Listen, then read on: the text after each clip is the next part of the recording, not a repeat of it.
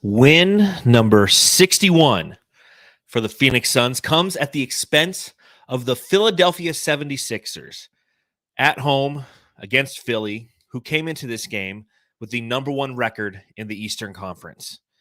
They win by 10, and for the fourth time this season, Matthew, this team has won 8 consecutive games. 4 times in a season, they've won 8 in a row. How impressive is that, Matthew? Very, very impressive. I saw something about the Memphis Grizzlies winning. I think they won 12 games by 25 points plus. It's like between the Suns and the Grizzlies, man. Like they're killing it on the streaks this year. But what a game! The battle between the 2 MVP candidates, and Booker comes out on top. Again, Booker comes out on top, scores 35 points in this game. And as one of our loyal Jamsters noted before the game, at Don Draper's Musk on Twitter, said if Devin Booker scores 32 points this afternoon, he'll pass Kawhi Leonard in career points scored. Booker came into the league in 2015. Leonard came into the league in 2011. So shout out to Don Draper's Musk for pointing out that statistic. Devin Booker ends with a total of 35 points tonight. So plenty to talk about on this edition of the Suns Jam Session podcast. Another win for this team. They are now 61-14 as they get ready to head out on the road for a 3-game road trip. But before we get to all of the fun stuff, talking about the game against the Sixers and the road trip that lies ahead and a fantastic review on Apple Podcasts. This is a reminder to everyone who is listening to, if you go and put a 5-star review on Apple Podcasts, that means gives us 5 stars, write a little review. We'll go ahead and we'll read it right here on the podcast. If you're watching along live on Facebook, YouTube, or Twitter, please hit that thumbs up button. Let everybody know we're the best post-game podcast on Planet Orange resides. That's right here with the Suns Jam Session podcast. You can follow the show on Twitter at Suns Jam. You can follow me on Twitter at Darth Voida. And you can follow Matthew on Twitter at Matthew Lissy. And on that note, I think it's time to pop open an ice-cold Coors Light that I'm going to be drinking here. Ooh, Matthew, yummy. I was telling you the other day that I bought some of those like 14% alcohol cutthroat Mai Tais, right? It's like a Mai Tai in a can. That is the most disgusting shit I've ever had in my life. It's so bad, dude. It's so bad. Dang it. I was actually looking forward to your trying them out today. Yeah. Man, that stinks. I was looking forward to those things. I still have the strawberry margaritas, and I'm just too afraid to pop one of those open and try it because it's just that the Mai Tai really left a bad impression upon me and a shitty taste in my mouth. Ugh. So I'm going with the Coors Lights. I assume that you're pounding on some sort of gluten or something. Yep. Gluten-free water. Gluten-free water. Brought to you by Deandre Ayton. There you go. Well, pop them if you got it, Suns fans. Let's talk about another dominating victory by your Phoenix Suns.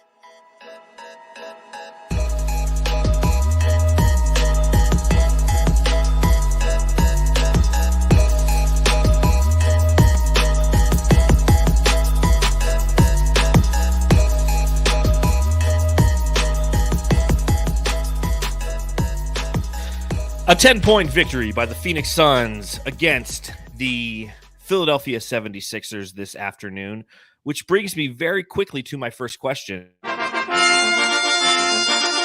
Matthew, I got to ask. Why wasn't this game on ABC?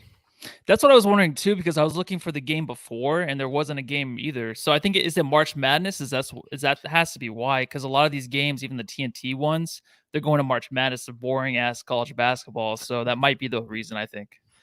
Yeah, I guess that's the case. I was still thinking, I thought the game was on ESPN. So I'm cruising, I'm on ESPN. I'm like, where's the game? And then I'm like, well, of course, it's going to be on ABC. It's a nationally televised game. It's the number one Phoenix Suns, the number one Philadelphia 76ers. This has got to be on primetime. And then, no, nothing. Just your standard Bally, Arizona sportscast. And the only issue I have with watching the Bally, Arizona sportscast, and I was thinking about this, is they play the same commercials so much that I know the cadence to every commercial. It's like they're going to play this one. Yes. They're going to play like the one with Pitbull singing, it's like And you, Oh, do you? I'm banging sometimes it's supermodels. back to back too. Yeah, Sometimes, they're always back to back. yeah, It's that always the llama one. same. Yes, the Isn't there like llama a one. llama one? Oh, yeah, it's Yes, so ingrained in my head where I just expect it. It's not even annoying to me anymore. It's just part of it, like a daily routine. it is. Well, and here's how I know that it's become a daily routine: is I was making dinner tonight. I was making sour cream chicken enchiladas, one of my favorite things to make. And I'm in the kitchen and I'm like Yum. shredding the chicken, and like my kitchen and my living room are kind of one big area. So the game's going on in behind me, and I find myself starting to say the next commercial out loud. Like I already know it's like once they're You already done know. talking about, it's like, and you, do you, and then it's like I start whatever the next commercial is. I'm like, oh my Dude. god, dude. It's like Pavlovian theory. It's like, wow, I know these commercials by heart. But anyways, sorry for the tangent there, Suns fans. I understand. Just seriously. Coming into this game, you have the Philadelphia 76ers coming to town. And I know that there was a lot of free throws early for them. We found out before the game that it would be a Scott Foster game. For those of you who don't know who Scott Foster is, he's the guy who I believe with this victory, it's the first time that Chris Paul's ever won a game in which Scott Foster has officiated. I believe he's now 1-13. So coming into this game, I wasn't at all surprised with any of the free throw disparity that I assumed would occur. We talked about it a little bit on the last podcast, how when you play the Philadelphia 76ers, you need to understand that this is a team who knows how to get to the line. You have Joel Embiid, who leads the league in free throw makes and attempts. You have James Harden, who's been flopping his way through the NBA for the past decade. And you have now Scott Foster as an official. Were you surprised in any way, shape, or form that through the first half, the Philadelphia 76ers were absolutely controlling the game from the line? No, I wasn't. That's the one way you can beat the Suns, right? Slow it down. And that's just the way the 76ers have been playing. It did kind of even out, right? 19 personal fouls for the 76ers in the end, and then 21 for the Suns. Mm-hmm. But that's the way you have to beat the Suns, is slow it down that way. It's just what to me, what's kind of the annoying part is how first half so different from the second half. Why can't it just be consistent? Because a lot of the calls that they were calling against the Suns weren't called in the second half. Mm-hmm. And that's due to just like, you can't foul out the stars. But I'm like, well, then why is it that way? Why can't you just have it the same way both halves? Why do you have to have these guys in foul trouble for the same kind of calls that you're not calling in the second half? That's the part that's frustrating. That's the part that's frustrating for the players too, right? Mm-hmm. Because the players think it's going to happen. And James Harden, of course, his game is more annoying now to me than it used to be. But there were some times where he would actually look like it would be a foul that they would call in the first half. It wasn't called. So then that inconsistency is just something like, I don't know what to even say anymore with this shit. No, for real. And that's why I think that although it's one of the things I'm leading off with on this podcast, it's one of the things that I really felt coming into this game. I had just mentally prepared myself knowing that there would be a huge foul discrepancy. And if you look at the total number of free throws attempted at halftime, the Philadelphia 76ers had 19 attempts to the Suns 6. And by the end of the game, it was 26-17. So as you mentioned, it kind of evened itself out a little bit, but at the same time, it's one of those things where I'm tired of having the same narrative of the fouls and the shitty refereeing. Yeah. And the second half, I felt like it was obviously a lot more things went the Suns' way in the fact that, as you mentioned, James Harden was creating the contact as he does. He's the one guy who he like jumps into guys and then, gets the fouls called for him. And some of those fouls weren't going his way in the second half. Here's what's interesting about James Harden, in my opinion, is how has he not developed a mid-range game? Like he always been able to drive to the hoop. He's not getting the respect nearly as much as he used to due to the new foul calls and the way that the game's refereed. Although obviously there's still some work to go in that area. He can shoot the three, but he's never developed a mid-range game. Kind of shocked me. Yeah, it kind of is, but then also he was under the system with Mickey D's, Mike D'Antoni. Like he, 7 seconds or less, get that shot up, shoot the three, shoot as many as you can, right? Until you until it evens out to where you're making him at the end of the games when it matters. That's the way he developed his game, like after they got him on that squad, and that led to winning. So I think that's what he's stuck with now.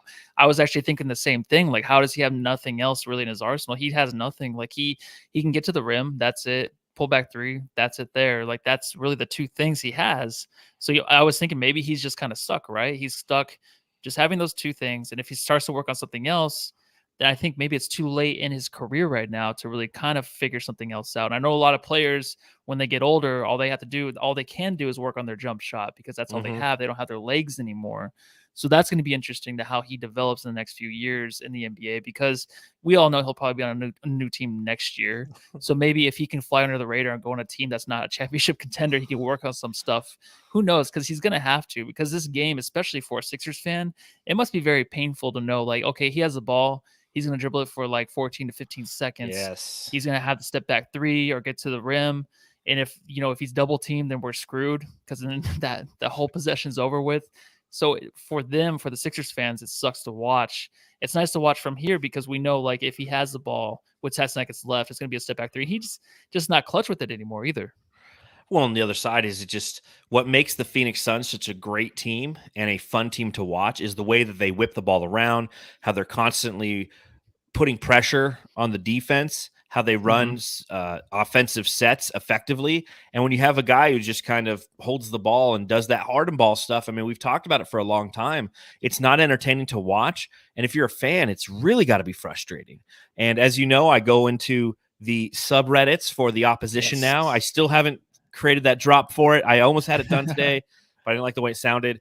Something along the lines of like behind enemy lines. But I was hanging out in the Sixers subreddit, and there was literally a period where this is what they said. This is in succession. Harden coming up flat in another big game. Harden is so shit inside the arc, bruh. LOL. Harden can't create a shot besides a three. I would like to purchase some Harden step back threes and sell Harden running into traffic hoping for a foul call. Thanks, Monopoly Man. Harden is taking bad shots to get fouls. That's 6 comments in a row where Philly fans are just observing the efforts put forth by James Harden. And note, for those of you who haven't seen the box score, James Harden today, 2 for 11 from the field. His only 2 makes were 3-pointers, as he was 2 for 5 from beyond the arc. He was 8 for 8 from the free throw line. He did have 7 rebounds and 9 assists, 14 total points for James Harden, who played 40 minutes today. Only Mikal Bridges in the entire game played more than him. Is this the kind of game that you credit Mikal Bridges and the effort he put forth? And is this another feather in Mikal Bridges' cap as he does his best to win a Defensive Player of the Year? Yeah, definitely not taking a day off too this year. That's a big thing where, if he's not going to miss a game, and there's going to be some games where he doesn't have it in him. I think we went through a spurt this season, I think midway through, where he was just super tired and he wasn't exerting his energy until like the end of the games. Remember those like 2 blocks, 2 different games at the end? I think it was the Orlando game and the game after that where he had those 2 big blocks on like jump shots. And that was like in the last couple minutes. The last one was like the last game-winning shot from Orlando. And he puts all his energy into those plays now. But then when you play games like this against James Harden, I know, what's his name? Freaking Tobias Harris. He was kind of owning him a little bit. But the thing is, like, on those in those spurts where Tobias Harris is taking over, it's not like you want him to let him do what he wants to do. But it's basically like you don't want to exert your energy on these guys right now in this time of the game. Even though it was a 4-point lead for the 76ers, you know that you can come back. You can have those defensive possessions later on in the second half. But then it kind of came after the 14-point lead for the 76ers. I think the Suns were kind of helped with Doc took those guys out. And that's what really helped them there. But there's tough situations that Mikal finds himself in. But the help defense too from Deandre is kind of underrated too, to where he goes along with Mikal, right? We always talk about how they help each other out and how that's just so effective. But he's definitely earned the Defensive Player of the Year, I think, this year, from not taking a night off and just playing against the best player every night. Well, without a doubt. And then I think there were a couple plays in this game where he played great defense on Harden. One was a great shot deterrence play where it looked like Harden was just going to get to the rim, and Mikal Bridges played fantastic defense on it. And while I was watching that play, I go, okay, this is an opportunity for the East Coast bias to see James Harden, who, don't get me wrong, a lot of people on the East Coast are dogging James Harden. for the attitude in which he plays, for the way that he's forced himself out of situations. I forget what podcast I was listening to the other day where they were talking about how, I guess truth is all relative now, because once James Harden joined the Philadelphia 76ers, he said, yeah, this is where I was trying to get to last year. It's like, no, we literally have quotes of you saying you were trying to get to Brooklyn last year, because that didn't work out in your favor. Now you're saying, you wanted to be in Philly. It's like, so it's all relative. So his stock is definitely something that's plummeting. But that being said, he still is an offensive talent who Mikal Bridges found himself on plenty tonight. And if you are a East Coast MP or a Defensive Player of the Year voter, and you look at the box score tonight, you go 2 for 11, and then you start to look at some of the advanced statistics on who Mikal Bridges guarded, and you see he spent a lot of time on James Harden. It's another feather in the cap. It's another opportunity for Mikal Bridges to take home the hardware. And I think you're right. If he does win Defensive Player of the Year, like, he's got to give a shout out to DA, because DA has done a fantastic job behind him. Mikal Bridges has been allowed to gamble because he knows he has DeAndre Ayton behind him.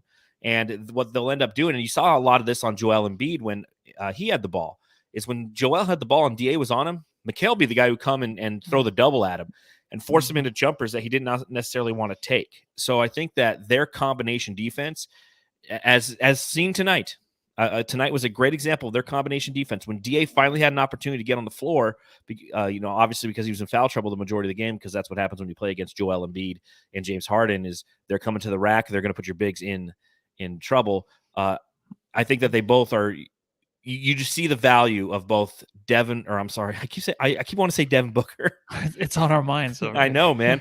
Well, it's because I'm getting ready to do that drop soon once we go on to the next topic. But you see the value of Mikal Bridges and DeAndre Ayton on the defensive end, especially in games like this. And just to kind of fortify that point, as they mentioned on the broadcast, 39 points by the 76ers in the first quarter. In the second quarter, it was 25.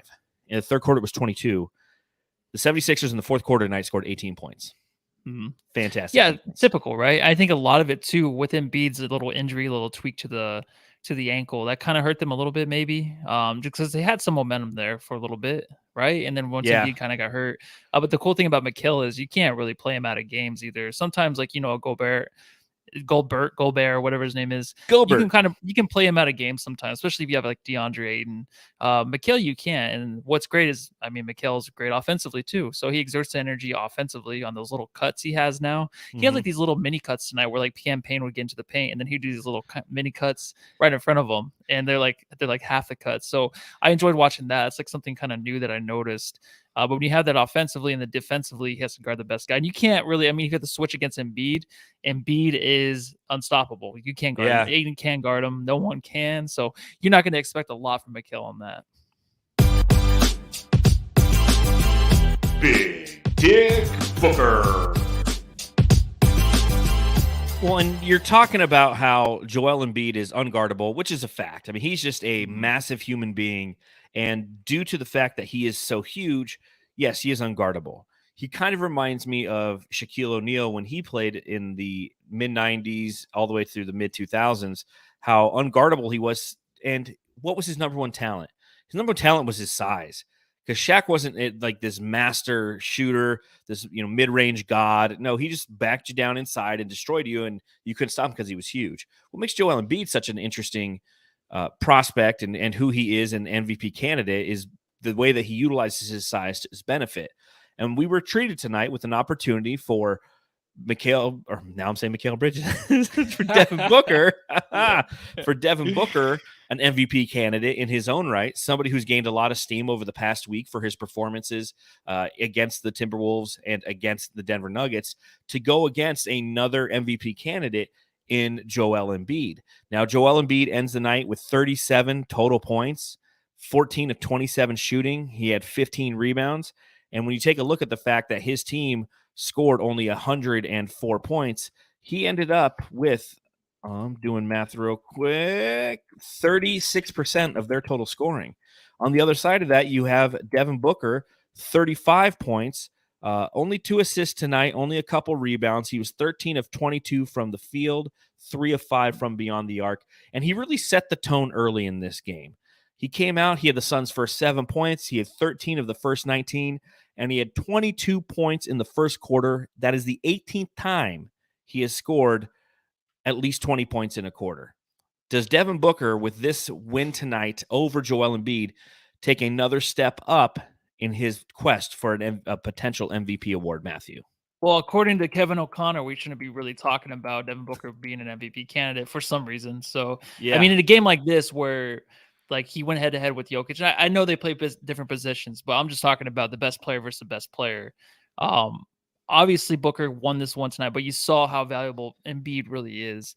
And then you have possessions like at the end of the game where it's a 7-0 run with 2 minutes left, and it's basically Booker, Paul, and it's DeAndre Ayton, like back to back to back. And that's the reason Booker won't win MVP, right? Because we have those guys. Ayton's asking for the ball off the screen, he gets it, little floater, good. And then, you know, Paul does his thing with the little jump shot, and that's basically the game. They get the 7-0 run, that's basically the game. Yep. But also, like, the 2 assists thing is like the Sixers tonight were really clogging the paint or clogging like the lanes for the Suns. So a lot of those like situations where Booker would be in the paint, he would gather himself with the ball. A lot of those times in the past, like the past few weeks or so, he would dish it out to someone, you know, wide open for 3. He dished it to someone cutting the lane.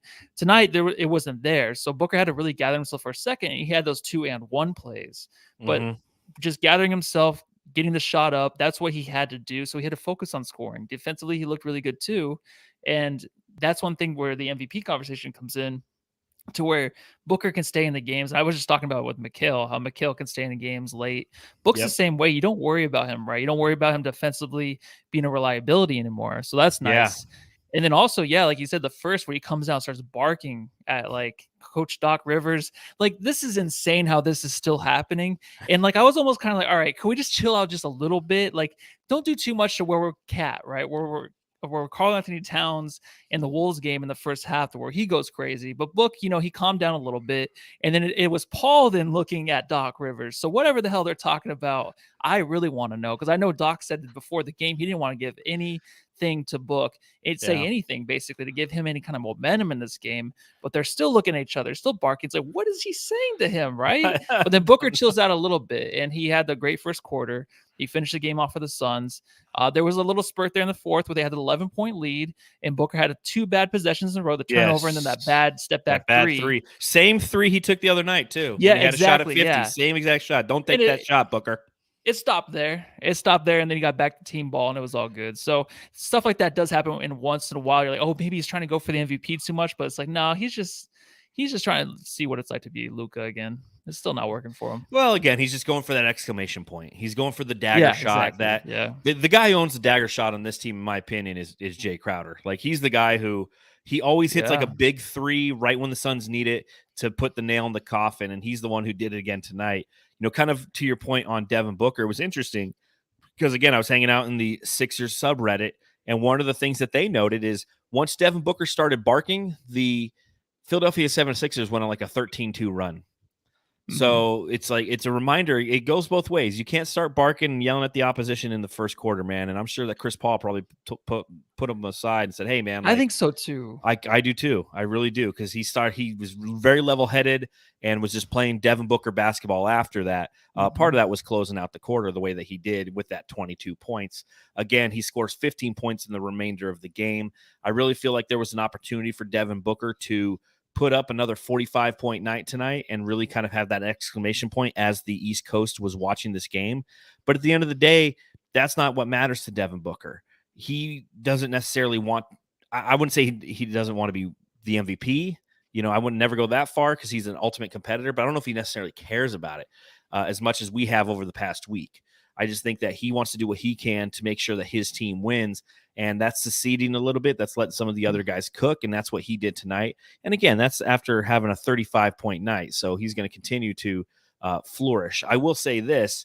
He is definitely the MVP of having his foot on the line. I think I counted three times tonight, Matthew. Was it 3 fucking times? You know what's funny is his first 3, I even noted, I'm like, he had his foot stepped back a little bit. So his heel was up a little bit further up in the air, and his foot was back a little bit further behind the line where it's supposed to be. And that was beautiful. And then the next 3 times he had his foot on the line. Like, what the hell are you doing, dude? Just step back a little bit. Like, that's the one thing. It's like, if you're going to talk shit about, hitting these threes and then it turns into a 2, is that a little bit embarrassing? But it doesn't matter. And I really think that Chris Paul, someone said something, because Chris Paul's face looked a little bit different in the first. I don't know if he was just tired, but he kind of looked annoyed, kind of like, all right, like, we got to chill out because this might go the other way. And the Sixers did put on a run in the first, and a great first for them. So it didn't look as good for Book, talking crap. Well, precisely. That's what it was. I mean, again, like I said, they put a 13-2 run on the Suns. And credit to the Suns, and Devin Booker included, for the way that they closed out that quarter. 37 points is what they ended up scoring in the first quarter to the 76ers 39. It was just like, whoa, this is going to be a potentially high scoring game. And then a lot of the defense came into play. One thing I will say is, Suns fans, if you're at the games, don't chant MVP until after he makes the free throw. Yeah, I like that. There's twice where they were chanting MVP and he bricked the free throw.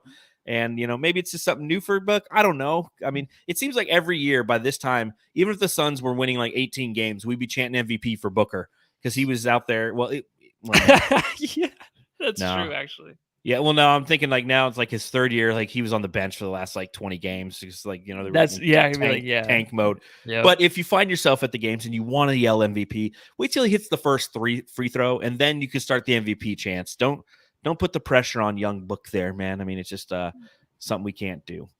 No JaVale in this game, and a non-COVID related illness. I was a little bit worried with that. JaVale had a really good game against the Philadelphia 76ers last time we played them. And again, you're going against a team that typically will put you in foul trouble, third in the NBA, as I mentioned earlier, in the total number of free throw attempts that they take. But thankfully for the Suns, they have another guy instead of JaVale McGee.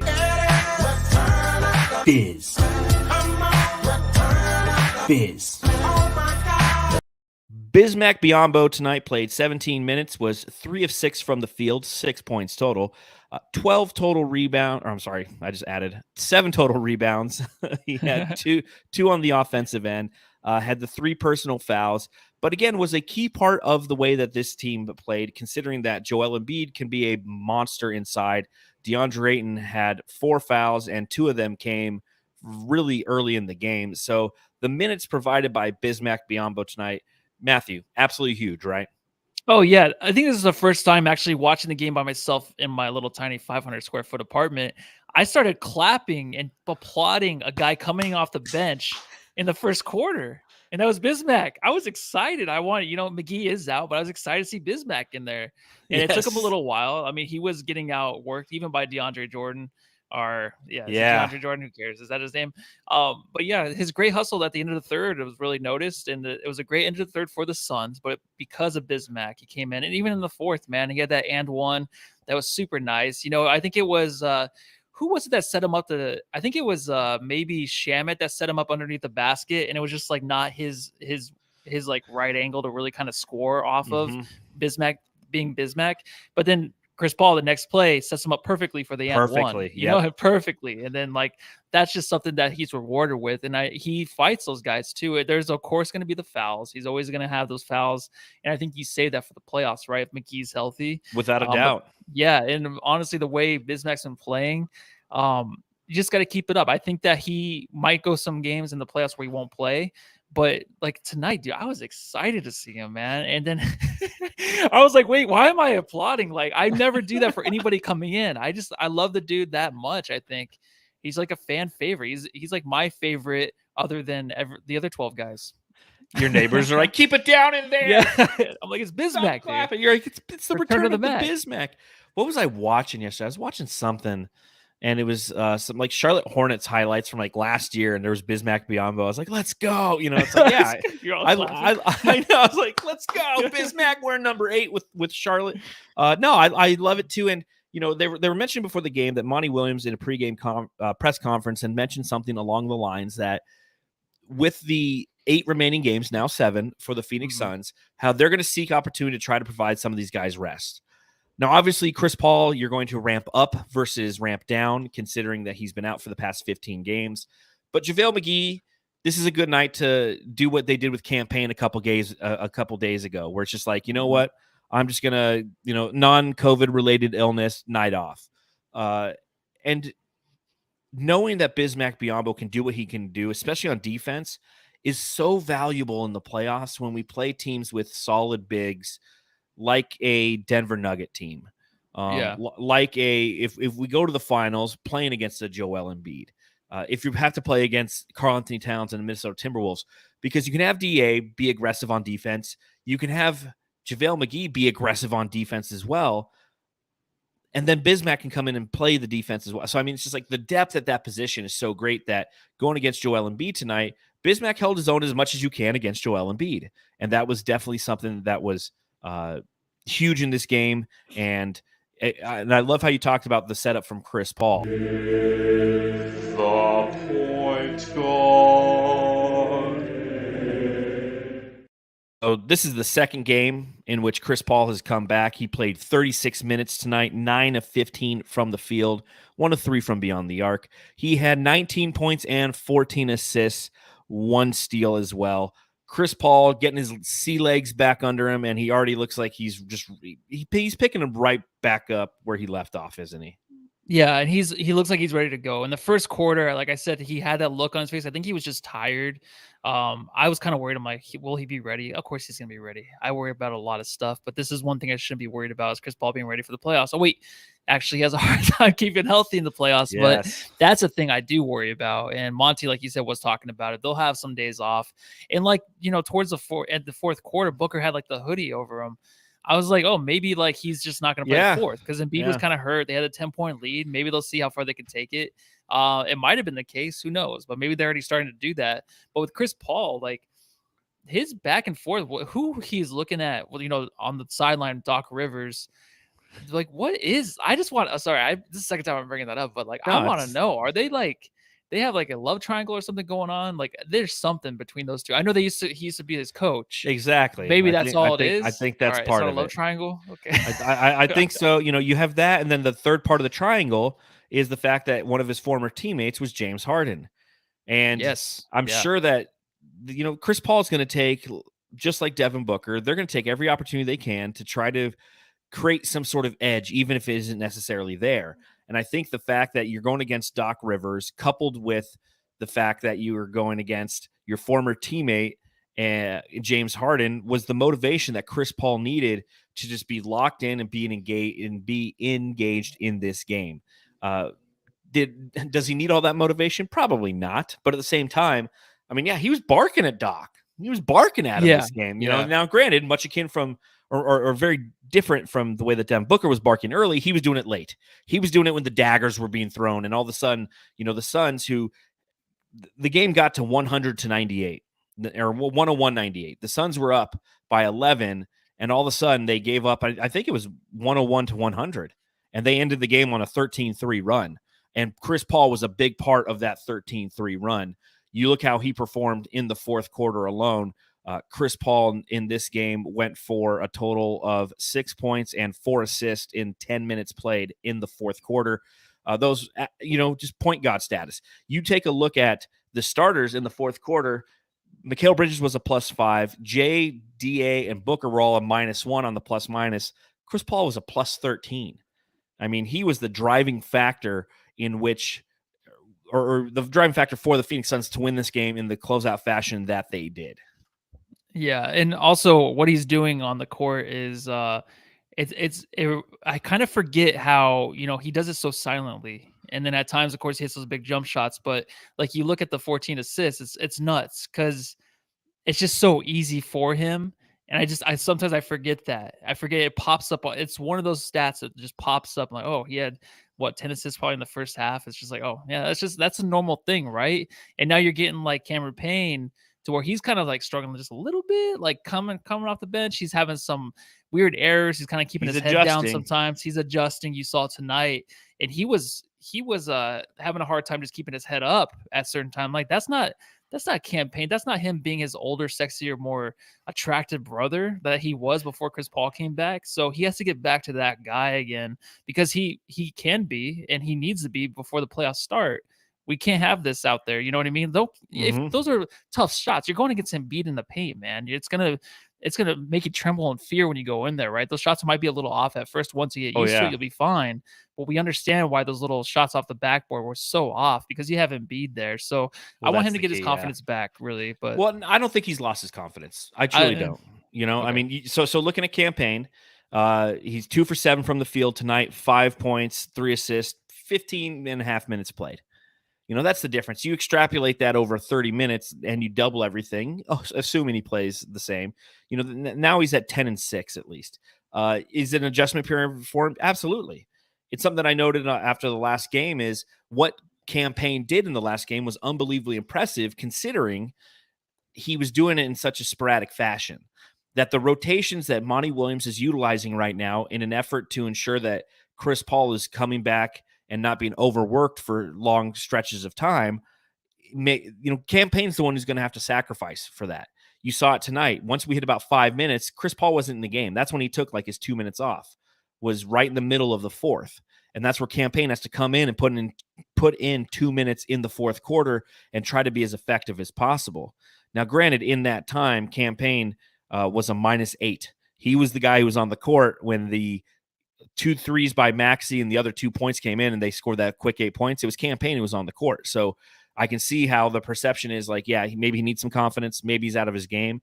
It's going to be an adjustment period for him over these next few games as Monty Williams is trying to bring back Chris Paul. And again, CP3 is playing 36 minutes, but it's not, 8-minute stretches and then a 12-minute stretch. No, it's 5 minutes here and then 5 minutes there, then 6 there. So he's doing the segmented approach to bringing back CP3, and campaign, the professional that he is going to have to adjust to it.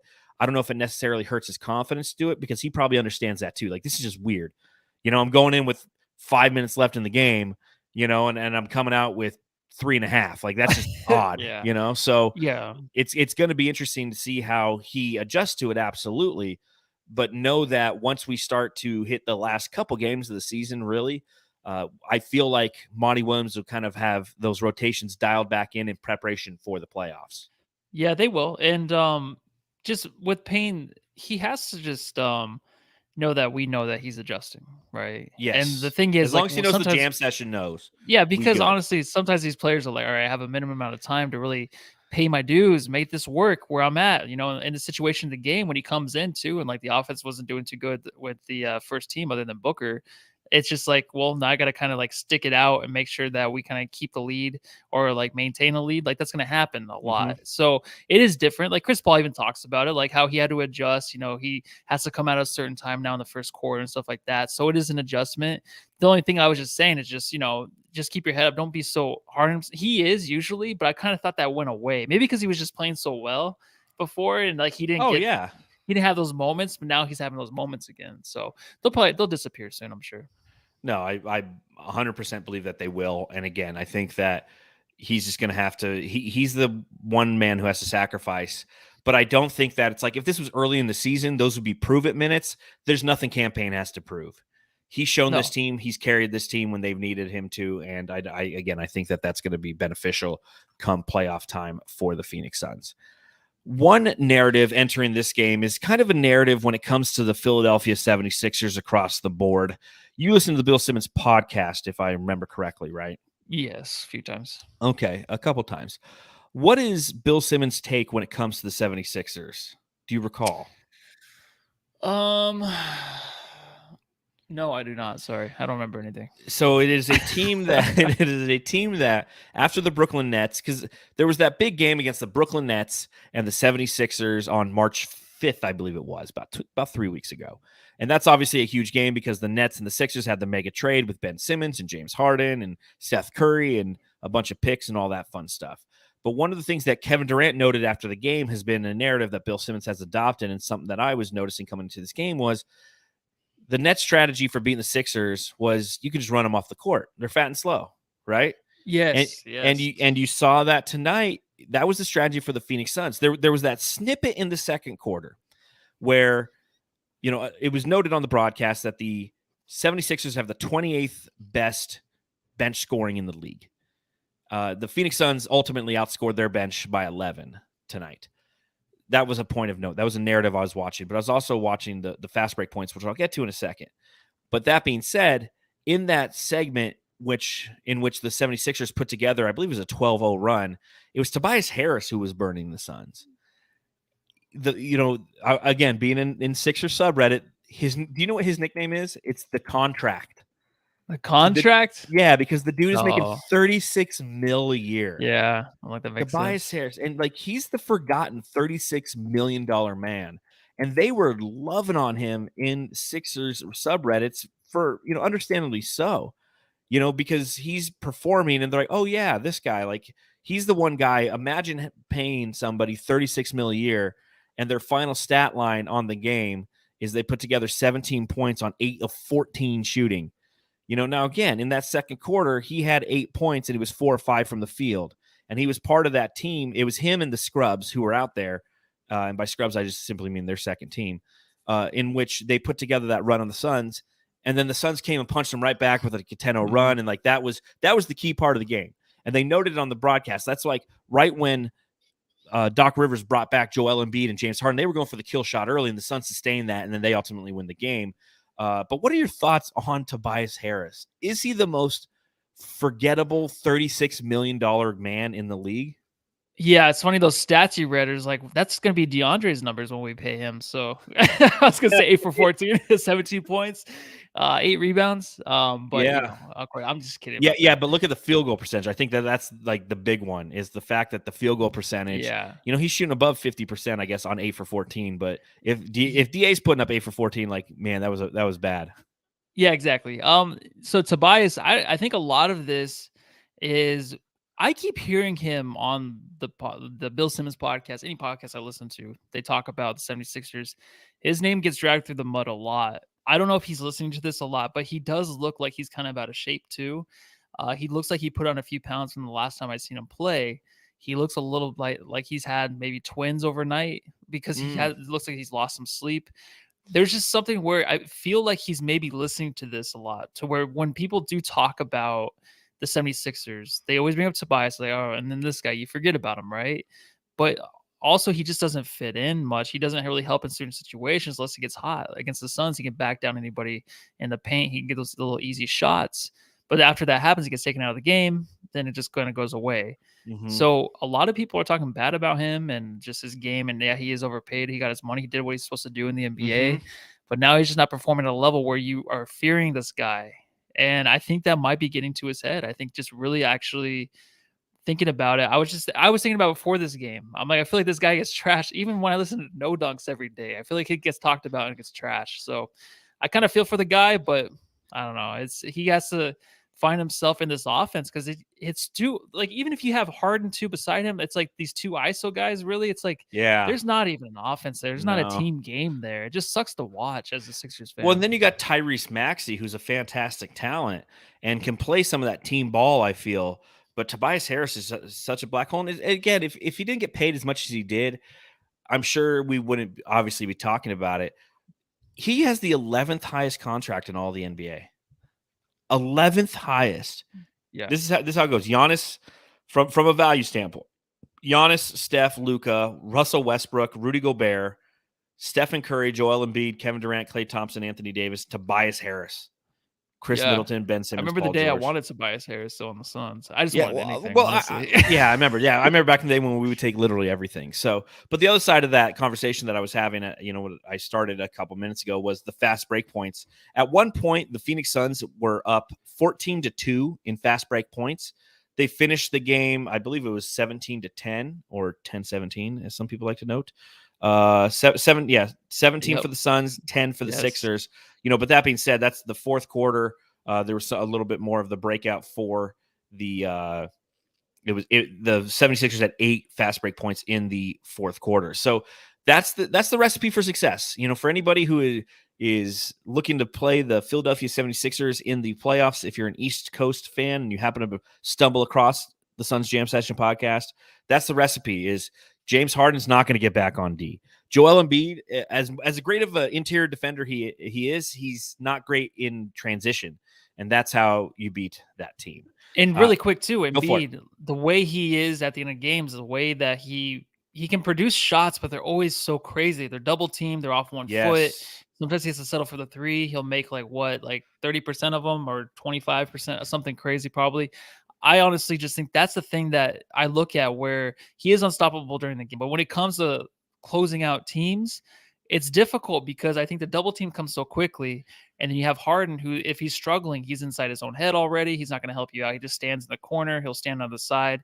He won't do much. He won't cut. Like, there's nobody to help this guy out when he's trying to create a shot. There's no one cutting. There's no one doing anything. And that's why Joel Embiid gets so much MVP love. Okay, that's Exactly. the difference. Yeah. That's the difference. They're the number one team in the East. I think they are still the number one team in the East. Let me see. No, Boston is now the number one. Yeah. Oh, are they? Boston's number one. Yeah. Boston's number one. Philly's fourth now with that loss. Is that right? Is that right? Geez, Philly's loss today took them from first to fourth. That's how crazy it is at the top of the Eastern Conference right now. Yeah, but they would be what, like 4 seed or no? They'd be 4 seed in the West. Correct. Teams. Yeah. Correct. Okay.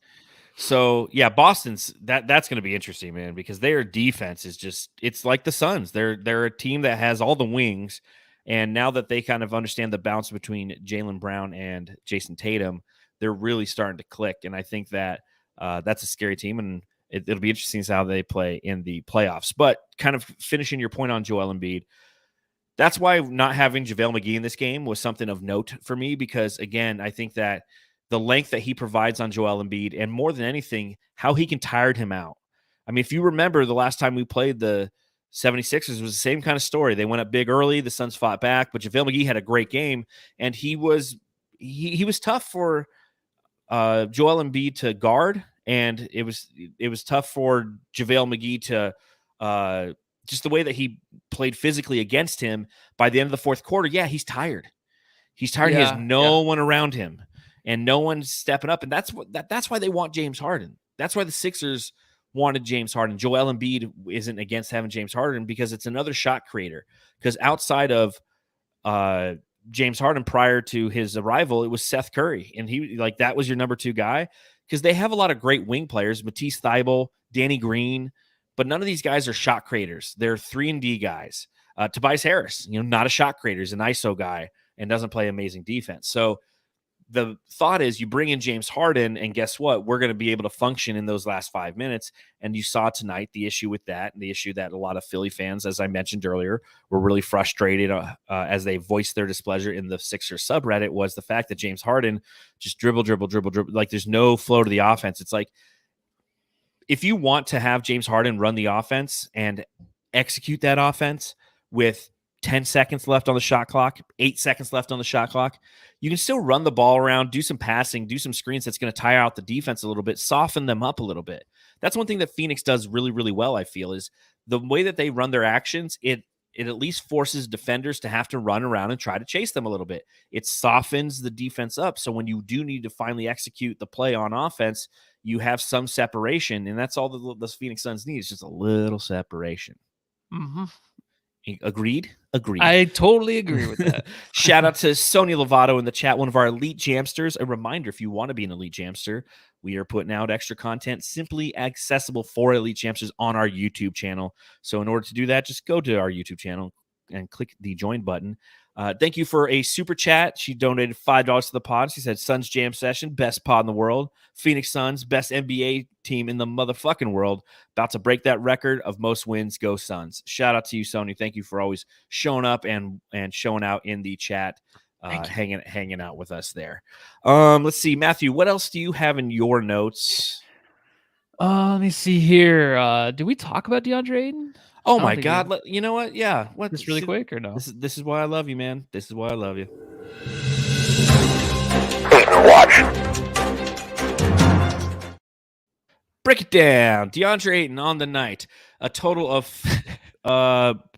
14 points, 12 rebounds, 5 of 8 from the field, 30 total minutes played, as he had 4 fouls, as I mentioned earlier. He picked up 2 in the first, so we didn't see him a whole lot in that second quarter. But yeah, DA, what did you see from DA tonight going against one of the best and most physical centers in the NBA? Yeah, the foul thing was an issue, but honestly, he just looked so good. He looked light on his feet. He looked like he was zoned in, ready to go this game.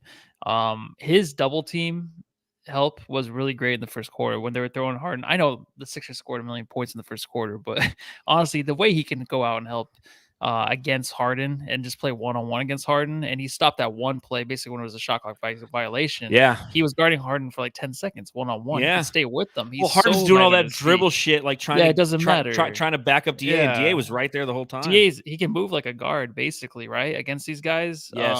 But that's why like his stats of 14 to 12, and he did only play the 30 minutes. It's not a big. I just made a joke about Tobias Harris's stats. I'm like, oh, that's DA's stats, right? But we're gonna pay him a lot of money probably.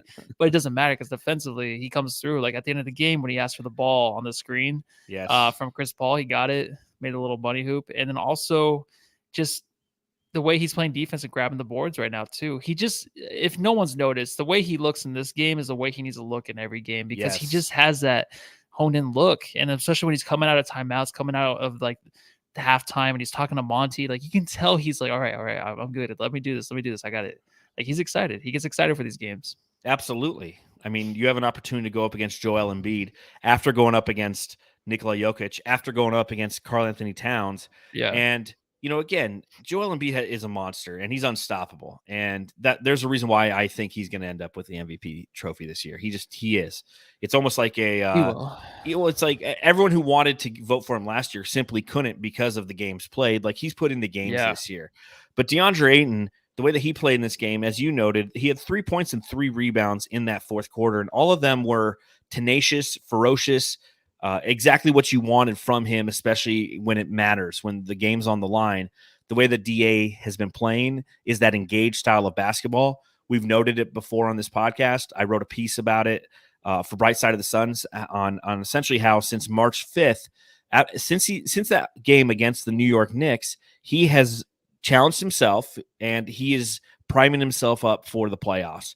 He's absolutely vital to the success of the Suns in the playoffs. Another guy who had a great game. All I can say is, Sham, wow. Landry Shamet, huge threes in this game, giving us exactly what we need off of the bench. He ends with a total of 12 points off the bench, 4 of 7 from the field, 3 of 5 from beyond the arc. His one non-three-pointer was a dunk, which looked great. I just think that he's starting to peak at the right time. He's making up for not having Cam Johnson out there right now, who, just so everyone's aware of, was seen doing some really extensive pregame drills, a lot of lateral movement type of stuff. So know that Cam Johnson's return is on the horizon. My guess is if he's not back, I wouldn't be surprised if he's back Wednesday, but if not, maybe within the next week, we should see Cam Johnson.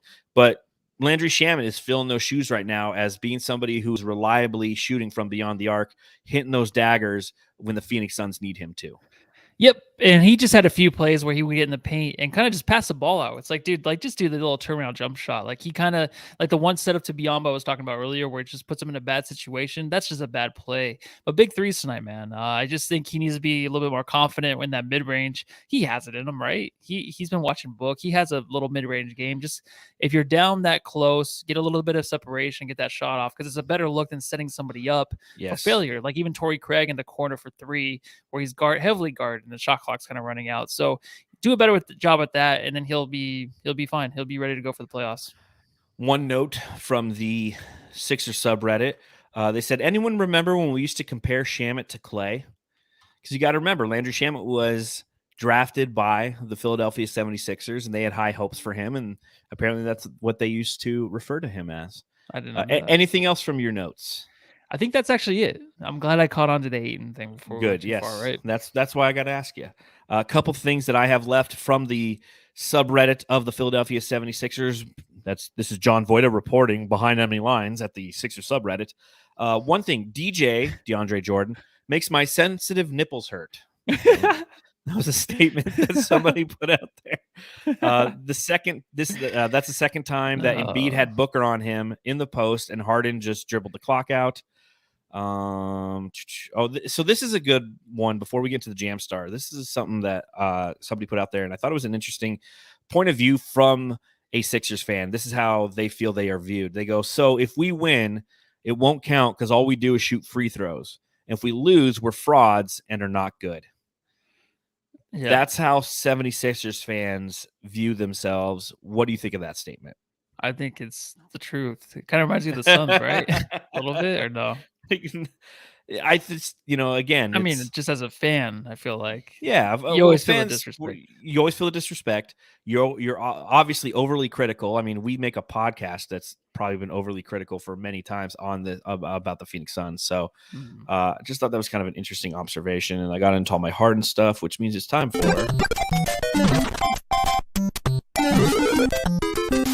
Jam Star of the Game.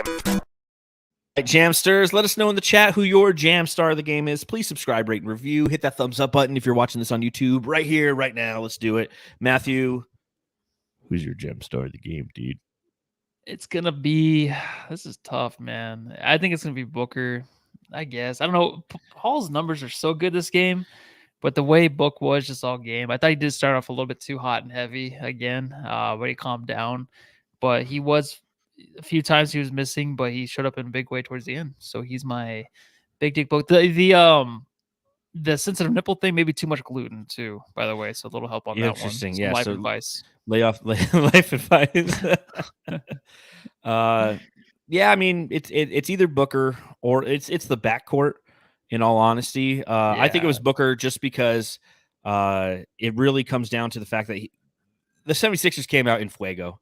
They're locked in, ready to go. Devin Booker held us down and then helped close us out. And I think that was very important. So shout out to the firefighters behind you who are saving lives. I'm probably the only one who can hear that because I have headphones on.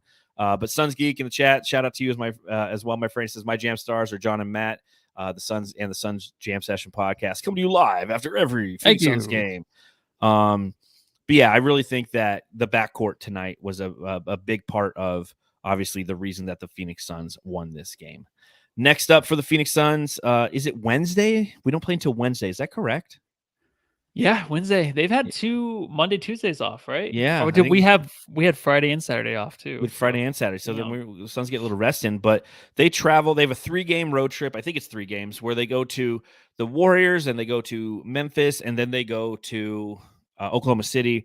Obviously a chance to tie the franchise record in wins as at stake when they visit Golden State. That's going to be a game. I mean, obviously there's no Steph. We'll see what's up with Draymond. I feel like he's kind of in and out of the lineup. Clay, the Warriors have kind of hit that point where I think that they understand that they've got to really start resting. The difference is the Phoenix Suns should be resting, but they're not going to because of the rust component that might exist and the fact that they're just too damn competitive. The Warriors are a team that are purposely trying to rest because man, they're just so beat to shit. They are, and honestly, I was thinking too. Remember when they had it was before the bubble where they had that game. It is the season before the bubble, and Draymond, they were calling plays. Remember the coaches were letting. Oh, I'll never forget that shit. They didn't win a finals after that, right? It's kind of one of those things where the back down thing against Jay Crowder. Yes, you know what I mean, and kind of came back to bite them. It's not. I'm not saying this is over, but it's getting really sloppy. I honestly kind of think the way that things are going, I don't think Steve Kerr will be back next year as their coach. I think they're going to kind of switch it up. I think it's getting too boring over there. There's injuries, of course, but I think they got to switch it up. Yeah, you might be right. I could definitely see a change coming there. But obviously, we have to see how the season plays out. But if you pull up the playoff picture right now for the Phoenix Suns and the Western Conference, you'll see that they are currently the 3 seed. And if the playoffs ended today, Matthew, they would be playing the Denver Nuggets. Thoughts on that? Interesting. Denver might be in the play-in though, honestly, the way things are going. I just kind of think that it's going to fall that way to where Denver might be in the play-in, and then you can have Minnesota moving up to that spot in 6. Either way, though, I think the Nuggets, I don't know if they're going to get swept, but I don't think it's going to be a good look for them in the playoffs. Well, it's going to be interesting because the Nuggets have a 1.5 game lead currently over the Minnesota Timberwolves. So who knows what will happen, but Golden State, the way that they're playing, they've had kind of a rough go of it. They're 5-5 in their last 10. They've lost 2 consecutive games. They are pretty much a lock for not the 2 seed. They're going to be kind of actually trying to hold off, I feel like, the Utah Jazz to ensure that they get that 3 seed. They currently have a 2.5 game lead on the Utah Jazz for the 3 seed. But they will have to play either the Denver Nuggets or the Minnesota Timberwolves based on the play-in. I mean, obviously the Timberwolves would have to win that first game, yada, yada, yada. But I think it's an interesting matchup because it's a team that definitely, with Nikola Jokic, has a little bit of size to him, doesn't have a lot of depth, but can probably push them around a little bit. So it'll be really interesting to see how that plays out. What are your thoughts on this game against the Warriors that's coming up on Wednesday? I think it's an absolute win. I think the way they've handled these last 3 games, which were really tough games, like they got them done. They got them finished just like every other game. Yep. I think this one was something where I was like, all right, this is an automatic win. But I really think it is. I think just, the nucleus of what the Warriors did have before is just kind of broken apart that we talked about. But the Suns are just rolling right now. You can't stop them. We're just like, the way the Warriors were that one year when they won 73 games. Like, it's just, that's the way they're playing right now. It's a machine, man. It really is a machine. So obviously that's going to be an exciting game. If the Suns can win that game, we tie the record for most wins in a franchise history, 62. It's been done twice before. So with 6 games to go. So we'll see. Last thing I wanted to do is I wanted to read a 5-star review left by one of our Jamsters on Apple Podcast. A reminder, if you go to Apple Podcast, give us 5 stars. Go give us a review, and we'll read it right here on the pod. This is kind of a long one, so prepare. Get some popcorn. This comes from Cool Beans. He says, go home and love your podcast hosts. It was 20 months ago I first tuned into John and Matthew, and my life has never been the same. I'm an Arizona native who bounced around before landing in northern Indiana, far from my favorite sports team and several time zones removed from catching the action of all Suns home games and any West Coast road games. My time as a loyal Jamster podcast listener aligns perfectly with the birth of my first child. With a toddler, all free time is precious, and I'm sadly maturing into a person who prioritizes sleep over staying up till 1 a.m. watching basketball, unless it's the playoffs or it's the weekend, or if you could just tell, book is heating up. That said, Suns Jam Session has been an invaluable resource for me to stay current following the best team in the NBA, usually the day following the game as I drive to work or walk the dog or try in vain to prevent my daughter from eating dirt. # childhood trauma. The show has been truly a source of stability and comfort whilst navigating the ups and downs of being a new parent. I admire the incredible devotion John and Matthew have to running a post-game debrief after every contest, on top of what I can only assume are time-consuming day jobs, especially John. Still a bit unclear exactly what lists he does, but I'm sure it's important. We're talking about it, do I? We don't. The show has it all. Relevant reaction content, quality segments, drops that will surely someday land in the NBA Hall of Fame, a really pretty objective zoomed out view of the Suns in the larger context of the NBA, and a willingness to call out the flaws and faux pas that the Suns possess player to player and game to game. The duo has a casual report that might lead some to mistake the show as a typical bro chat cast pod, i.e. long on time and low on substance, seizing an opportunity to go live and yammer on with unfunny riff and unfunny riff, or after unfunny riff. But no, these two have perfectly navigated the line between complete improvisation and rigorous research to deliver a product that feels so highly relatable. Hey, that's what I was thinking. But also being ever so slightly out of reach. How do they do this night after night? I do believe John once described the show's place in Planet Orange's media sphere as being the drunk frat boys saying "Go Suns," hands akimbo, while angling for a cameo behind Tom Chambers on a TV broadcast or something to that effect. While I agree that the duo brings that level of enthusiasm, that really doesn't do justice to the astute analysis at hand.